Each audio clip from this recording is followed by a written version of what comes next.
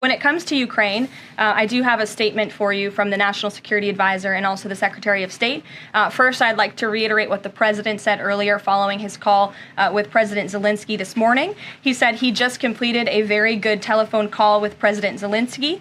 It lasted approximately 1 hour. Much of the discussion was based on the call made yesterday with President Putin in order to align both Russia and Ukraine in terms of their requests and needs. We are very much on track, and I will ask Secretary of State Marco Rubio and Mike Walz to give an accurate description of the points discussed.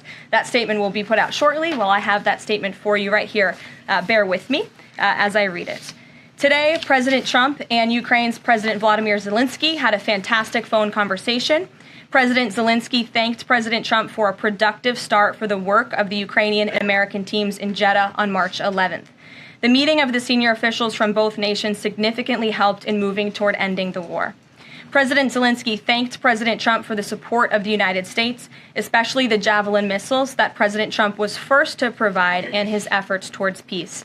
The leaders agreed Ukraine and America will continue working together to bring about a real end to the war, and that lasting peace under President Trump's leadership can be achieved. President Trump fully briefed President Zelensky on his conversation with Putin and the key issues discussed. They reviewed the situation in Kursk and agreed to share information closely between their defense staffs as the battlefield situation evolved. President Zelensky asked for additional air defense systems to protect his civilians, particularly Patriot missile systems, and President Trump agreed to work with him to find what was available, particularly in Europe. The two leaders also agreed on a partial ceasefire against energy.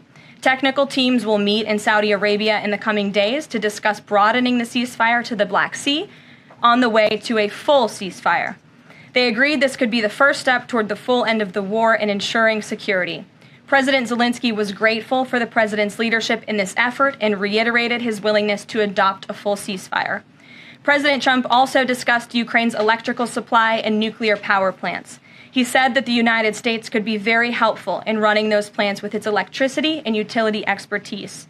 American ownership of those plants would be the best protection for that infrastructure and support for Ukrainian energy infrastructure. President Zelensky also thanked President Trump for continuing to push humanitarian concerns, including the exchange of prisoners of war. He noted they had just had a successful exchange and thanked the president for his leadership on that. They agreed all parties must continue the effort to make a ceasefire work. The presidents noted the positive work of their advisors and representatives, especially Secretary Rubio, National Security Advisor Mike Walz, Special Envoy Kellogg, and others. The presidents instructed their teams to move ahead with the technical issues related to implementing and broadening the partial ceasefire. The presidents instructed their advisors and representatives to carry out this work as quickly as possible.